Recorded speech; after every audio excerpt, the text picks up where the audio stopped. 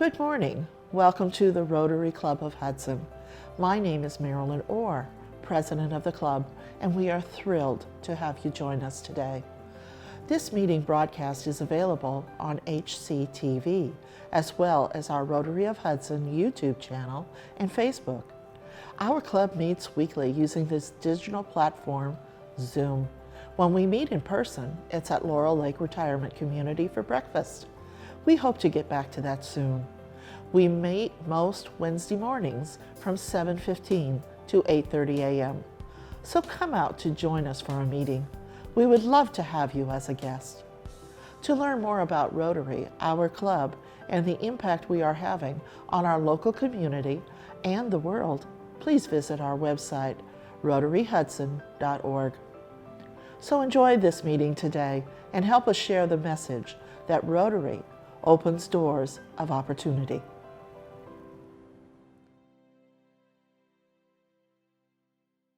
So just a reminder.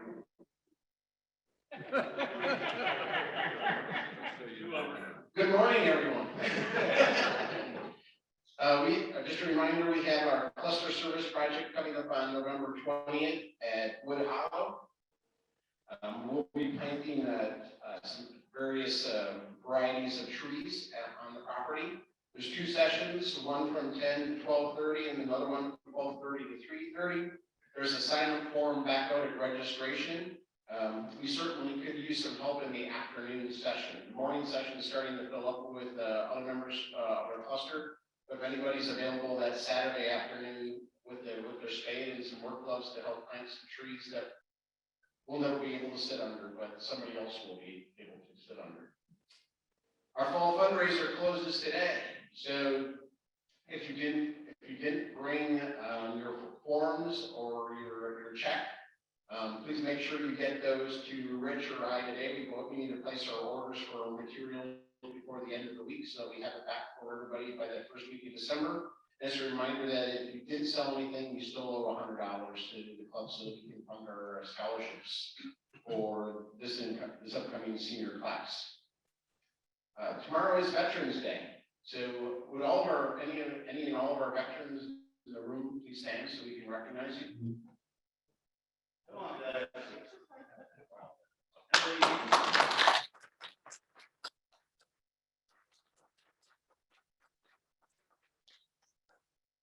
Thank you all for your service, and as a son of a Marine that served 2 tours in Vietnam, thank you. I understand and appreciate your service. We have our major project that we're working on this month is for Valor House, and we have the executive director Amanda with us here today. So Amanda, would you like to share with us a little bit about Valor Home? Yes, good morning. Thank you guys so much for having me. I know it's kind of different because it's Zoom, but I guess I can just start with kind of a brief overview of the Valor Home and who we serve and what we do there and kind of go from there. So we are transitional housing for homeless male veterans. So everyone that comes into the Valor Home, they do have to be male and they have to be homeless and they have to be a veteran. So I guess I'll start too with saying if you would know anybody that would be in need of shelter and is a veteran, the easiest way to kind of start that intake process is just have them call Valor Home. So we do only serve single male veterans. Some of them have families though. Some of them might be married or have kids. We can only take that solo person. But if you do know a family in need or that has kids, still call us because we do work with other services that might be able to help them as well. So once they get into Valor Home, everyone has their own room. We have 30 beds, so 30 bedrooms. The only thing that they don't have right now in them is a bathroom and shower. So they do share a bathroom and showers. So we have 15 rooms on one side, 15 on the other. Everyone is paired with their own case manager. So we have 2 full-time case managers on site, and that's who meets with them every week. And the end goal is to gain permanent housing. The VA is one of our largest funders. So we do work very closely with the VA, even though we are separate from the VA.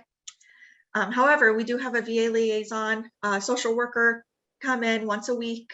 She talks to the guys as well, just to kind of keep them on track and just kind of oversee everything.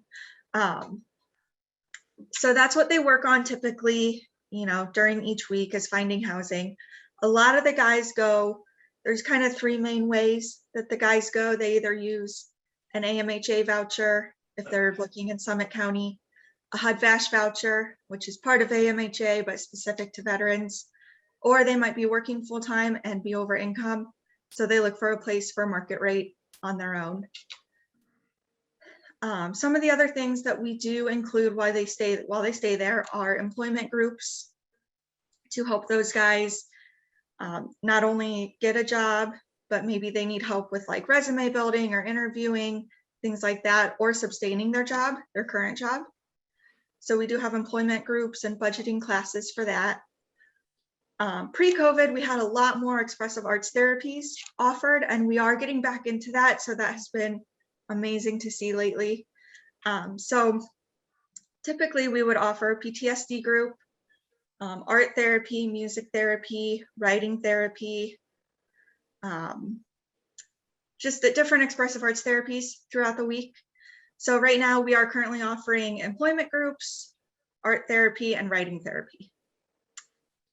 So any of the guys that are there, they are required to attend so many sessions.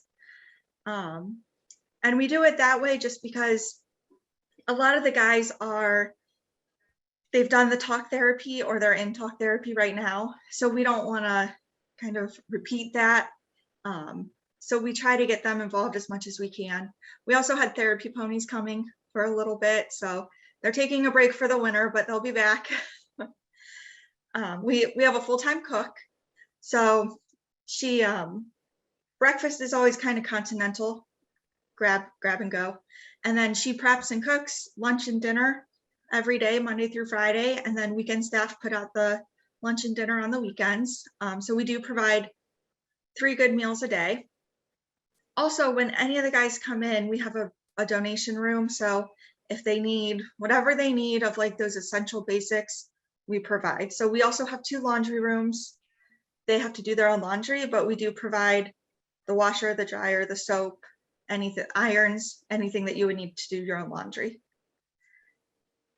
We have a computer room. So that's where a lot of the guys kind of hang out sometimes, and they can work on finding housing, resume building, finding employment, things like that. We also have, just to kind of keep that structure through the day, we have daily chores. So they rotate weekly. So the guys do have a daily chore. So some of those chores it's mainly upkeep of the house. So helping with like dishes, washing the windows, cleaning the bathrooms, mopping the floors, just to kind of keep that structure going. And we are staffed 24/7. So we're mostly made up of part-time staff and some full-time support workers. So they kind of man the front desk. All of our full-time salary staff are on call. So anybody working always has somebody as a backup, just in case an emergency would happen. So I feel like in a nutshell, that's kind of the structure and the layout of what we do. And then in terms of like donations and things like that, all of our donations, like I said, we have a donation room that we put hygiene products in, clothes, towels. We literally have guys come in with like an Acme grocery bag, and that's all they own and that's all they have. So it's really nice to be able to show them in this room. I kind of like to let them do it kind of on their own. I just show them where it's at and they can pick out whatever they need. It's like socks, underwear. When they move in, we do put the room together for them. So they have new bedding, new pillows. So that's where a lot of like the bedding and pillow donations come in, so that we can give them a new sheet set and bed set. And then we also try to put in hygiene products for them, just so that they have something to start off with.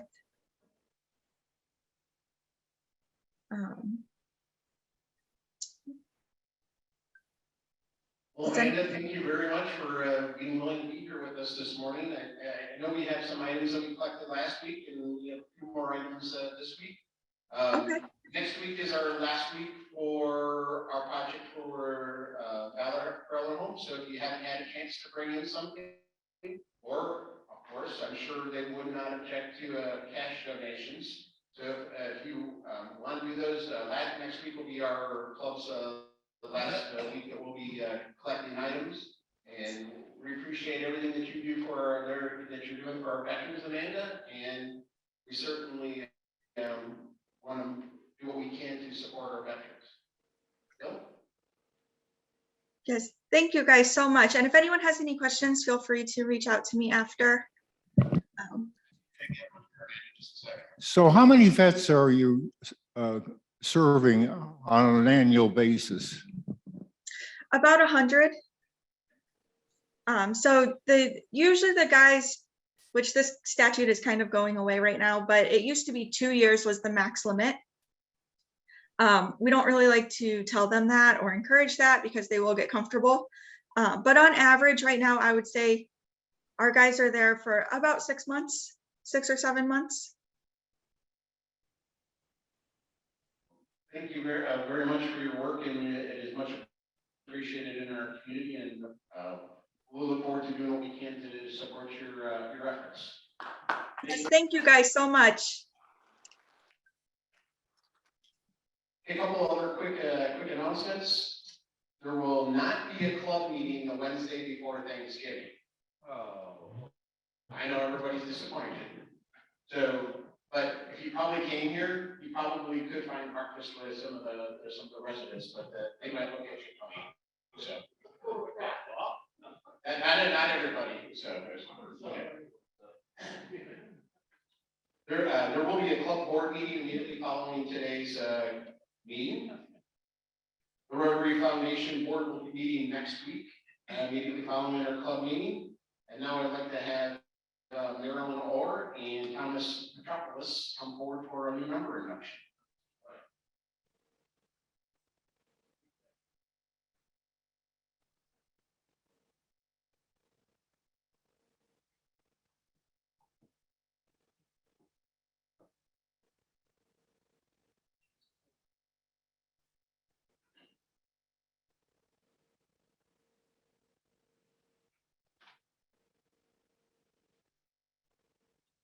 Thomas, on behalf of the board and membership of the Rotary Club of Hudson, it is a great pleasure to welcome you as the newest member of our club.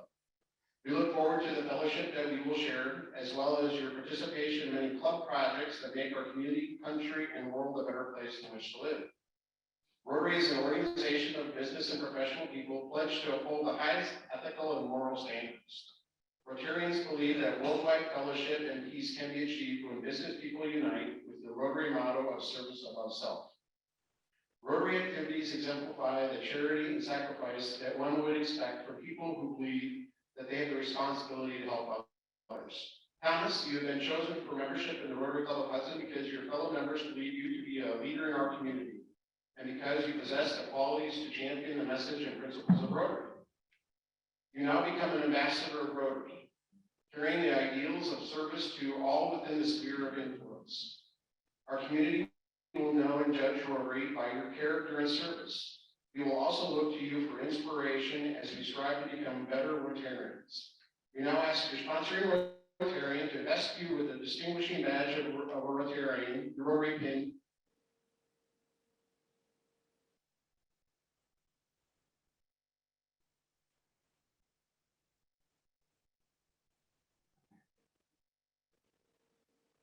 And you will eventually receive your name badge, but there's this supply chain thing that's not.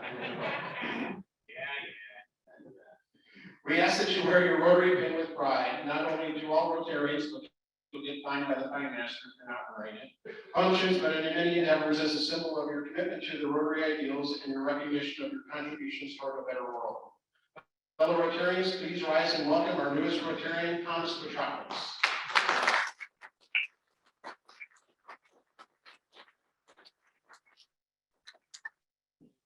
Thank you, Pat. I was asked to make brief comments, so I will keep them very brief. I don't like to go on about myself. My name is Thomas Petropoulos. I'm formerly from Baltimore, Maryland. In 1995, my family relocated to Hudson, Ohio. My mom was in pharmaceutical industry, and she worked with Refco at the time, whose corporate headquarters was in Winsburg. So she did pharmacy operations, and the whole family moved here. From 95 all the way up till present, I've been in and out of Hudson. I went to school at Muskegon College, where I earned a double major in political science and speech communication. I'm assuming that you're a fellow Muskie. Okay, daughter's a fellow Muskie, so that's exciting. Following Muskegon College, I went to Ohio University, where I got my first master's in political science. I did international relations and comparative politics. Following that degree, I came back to Hudson and earned a second master's in public administration at the University of Akron, which landed me a very nice position at the Akron Bar Association Foundation. I've served as their membership director for 2014 to present. And my personal life, I have a border collie. Her name's Lily. Thank you. I spend a lot of time chasing her around and trying to get her to tuck her out and go to sleep. But other than that, she's perfect. Some of my hobbies include photography, video production, traveling, and one thing that usually is unknown about me, I do have a license to scuba dive. I am an avid diver, so it's something that I enjoy. And I'm just glad to be a part of the community and start to work to give back to Hudson. And I really see Rotary as an opportunity to do community service, become more engaged with my community. So thank you so much for having me.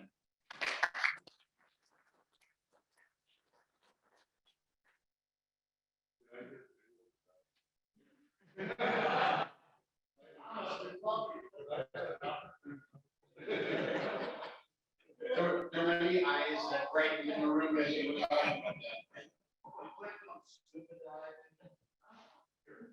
All right.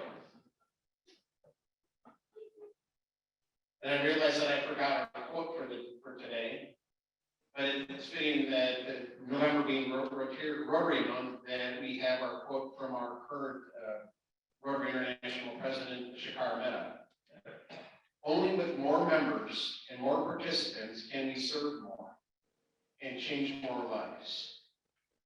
So that is truly what Rotary is all about.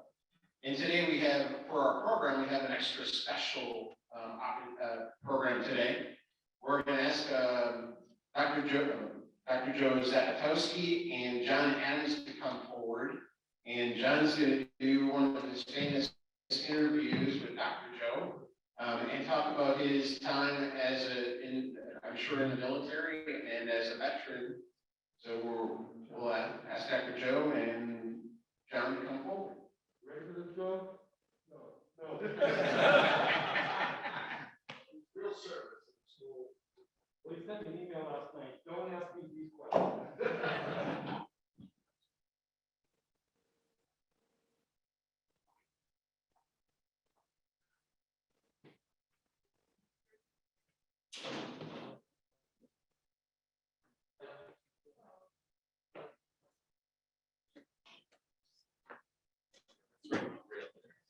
Yeah, now once you're up, there's actually a chairlift.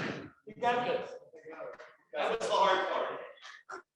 Joe, you're not coming down. So if you want, you could use, he can hold that one and you can use testing. You don't have to pay his fee, Joe. Yeah. It's supposed to say James Field. Very good. All right, thank you. You want to sit in the center seat? Yeah, All right, the you mic sit in says- the center seat. Deserve the center seat. Very good. All right. Oh, that's good. My microphone. How about it? Oh, there you go.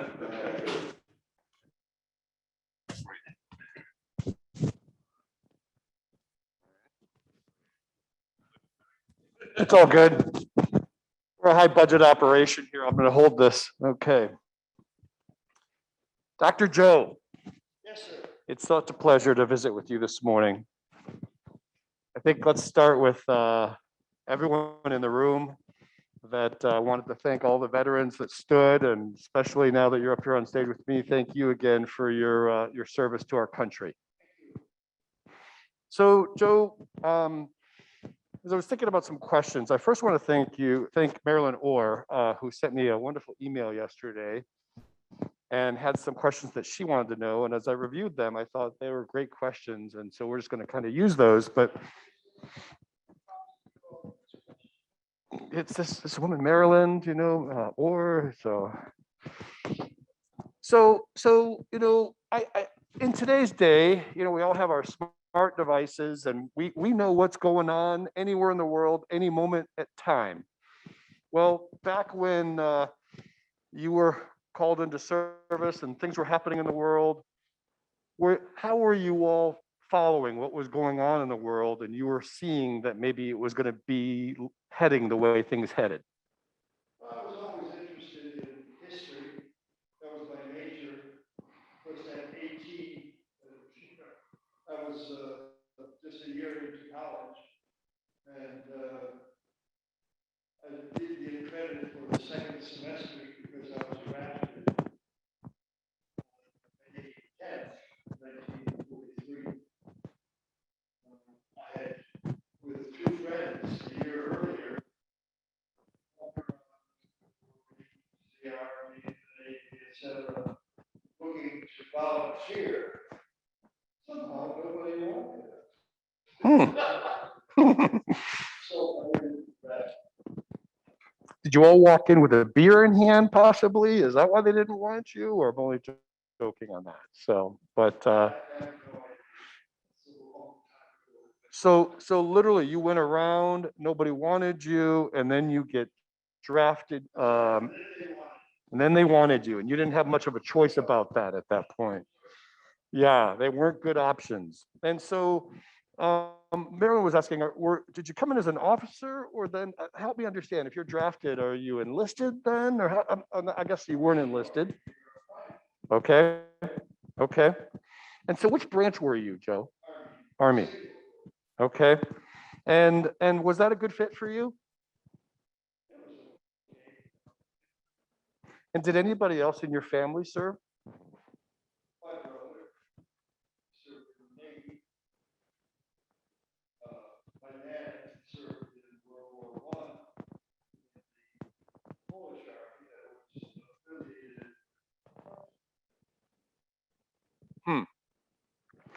So, I want to go back to the emotions of that event. You get drafted, and that draft notice probably says to show up at this date at this time, right?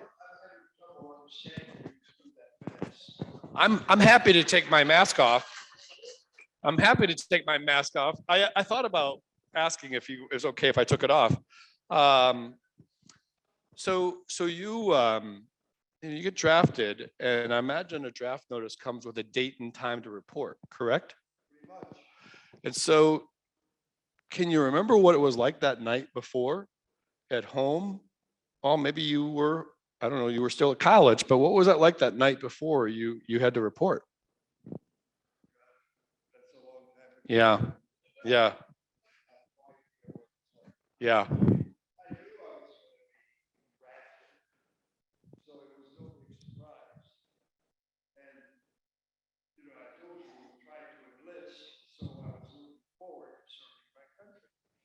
Got it. What was the length of your service? How long did you serve? 35 months to the day. Wow.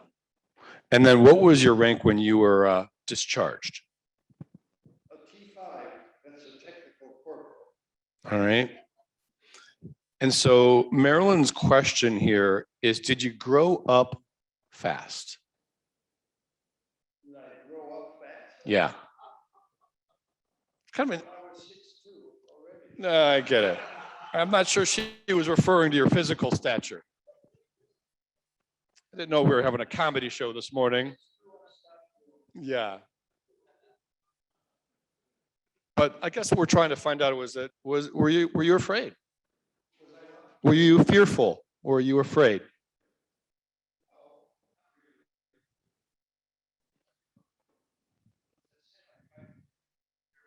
Right.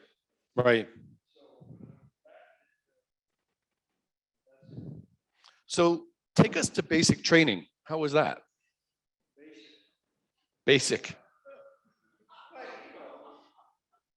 you march, you crawl under a gunfire, and all kinds of things. Then you were in the army. And where was it? Camp Crowder, Missouri. And what time of year was it? Well, May 10th, so it was the summertime. Okay. It was pretty damn hot in Missouri.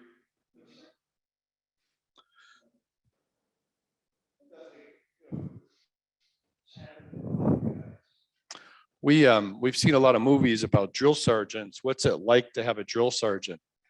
Well, good jobs. You stay out of their way pretty much. Do what they tell you to do. That's it. And so were you ever homesick? Okay. I lived at home during my first year in college. At Wayne University,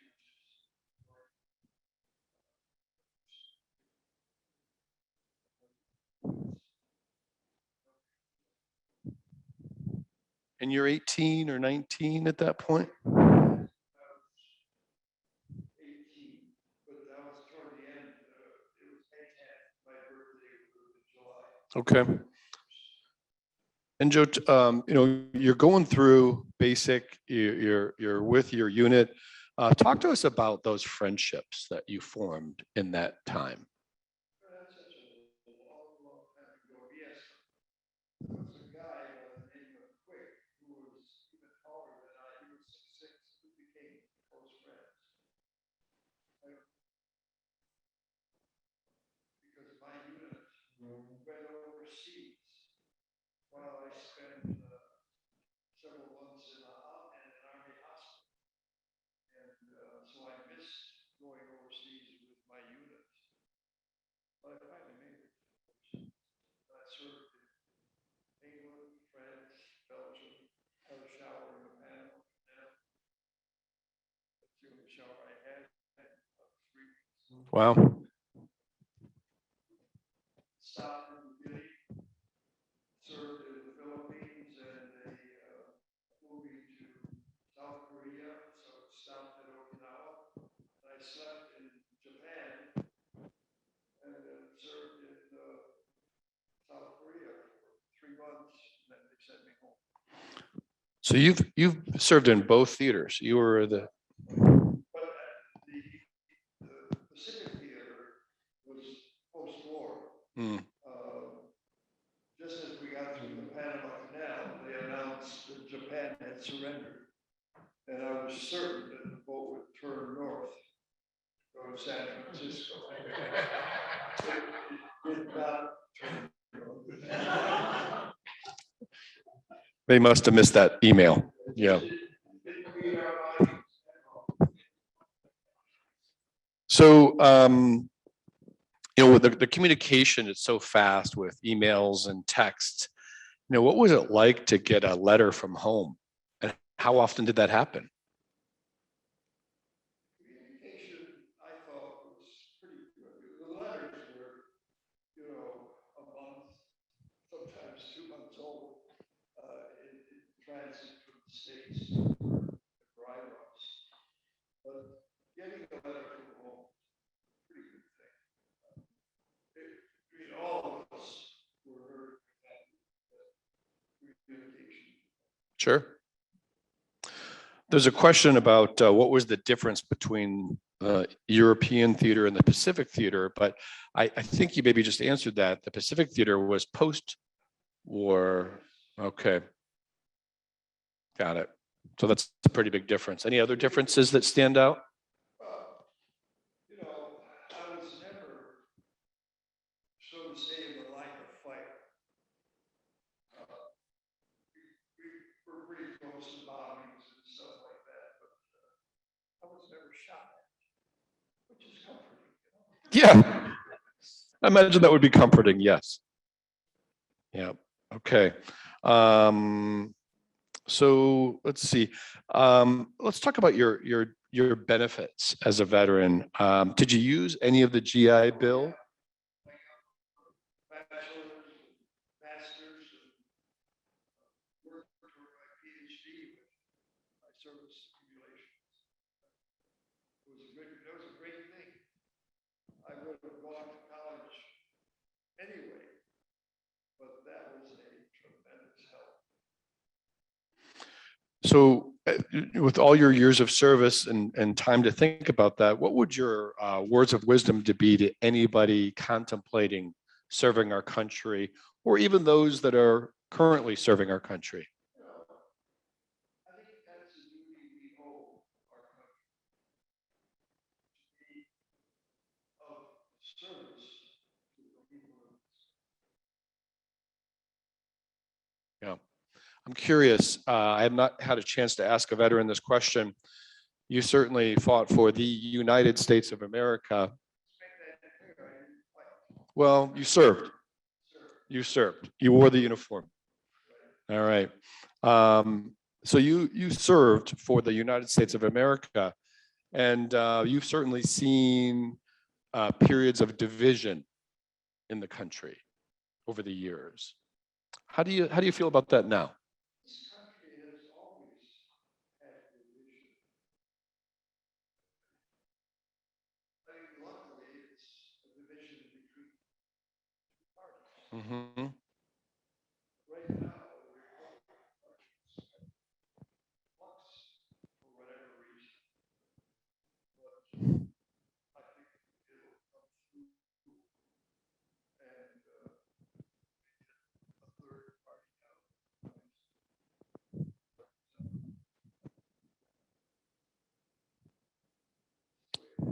It is the way it is. It's the best system in the globe, isn't it?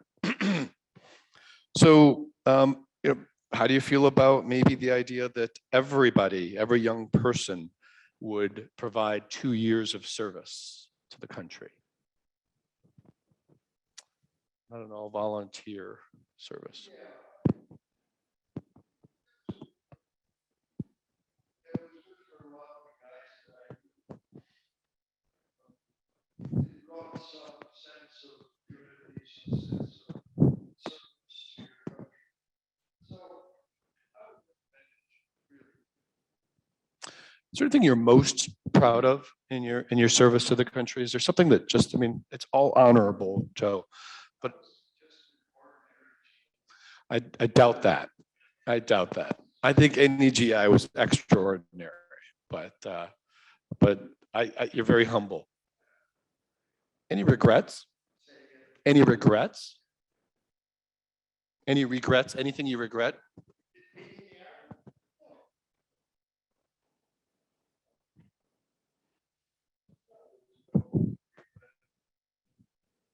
Good friends. I traveled to a lot of places that I would never been to. Not with the crowd. Just list of all the places that I've been at. Sure. Sure. One just overnight. I slept in Japan. Big deal. Yeah. Yeah. Very good. Well, let's open it up to questions. Do we have anything on Zoom or anybody in the room that has any questions for Dr. Joe? Joe, what specifically did you do in the Signal Corps? In the Signal Corps, is that what you said? What specifically? What is that? Because somebody who's not was not in the military, what does that mean? What would your day look like? What would you do? Okay. Yeah. Well, all right. Well, make it up then. Yeah. All right. I'm going to move on to a different one. But you know, again, I served in a lot of places, but never under fire. Yeah. There were some bombings and stuff like that.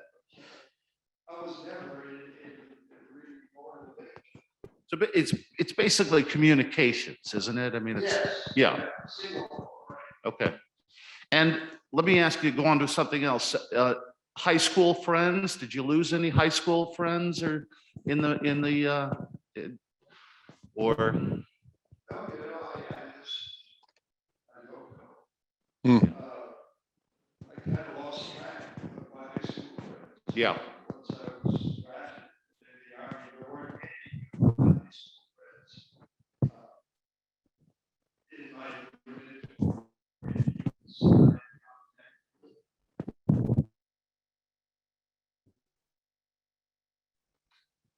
Let me ask your brothers in World War II, and I think it was very, very difficult on his mother.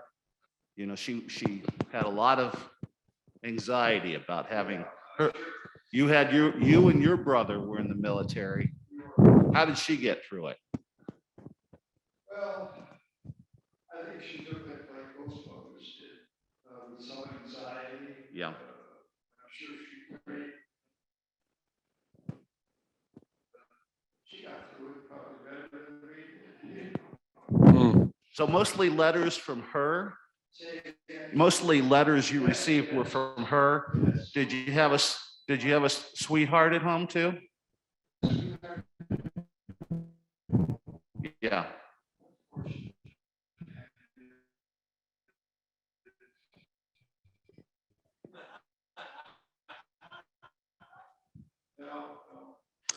After. Okay. Yeah, yeah. I had I would use the word honor of visiting the landing beaches in Normandy and walking those beaches and looking at the walls that the servicemen scaled. And it's quite humbling. Spontaneously broke into tears many times walking those beaches and those cemeteries. We lost an awful lot of people. A lot of good guys who never made it really to adulthood because they were 17, 18, 19 years old. What are you at that age? You're still growing up to be something. Mm-hmm. And so remind me how many children and grandchildren that you have? I have 4 children. I lost a daughter when she was 5. The grandchildren, I've got 3 grandchildren and 3 great Great. grands. So let's imagine 20 years from now.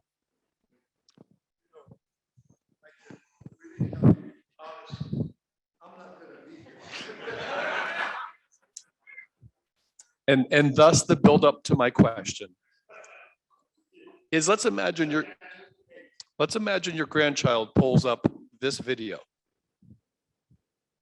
and they want to learn about their great grandpa who never met you.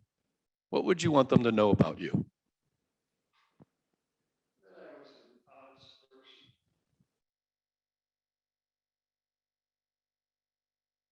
That you're a good man and you served your country. You helped educate this country's children. That I enjoyed. And that you're a Rotarian. Ladies and gentlemen, I offer you Dr. Joe. Any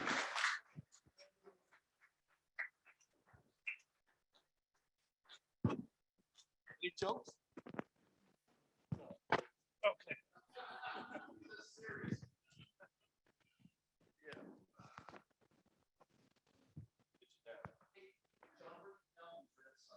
Sure, absolutely. Good idea. So Joe, you said you wanted to be superintendent again? I think we have a staff who would let you do it.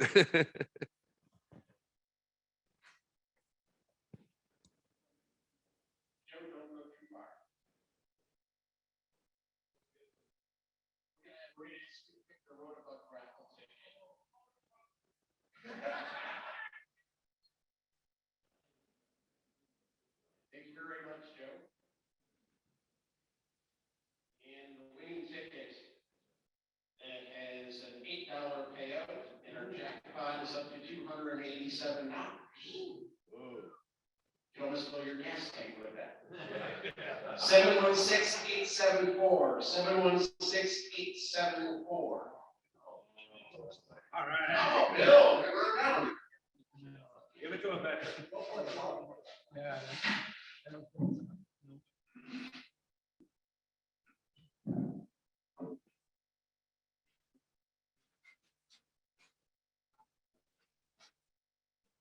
No black caramel, no Jack Black.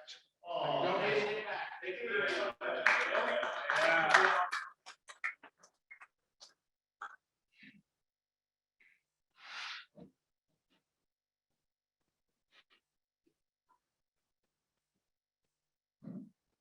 All right, just a reminder that to sign up for a shift for tree planting at Wood Hollow. If you haven't signed up for your time to be an elf or Santa on the green, I'm sure Ed will take your email or sign up for a time. For that, remember, if you haven't brought in any donations, we'd like to do a donation for Valor Home, we'll take that as well today. And because Joe's not the jokester, I have to be. How do you know milk is the fastest liquid on earth? It's pasteurized before you know it.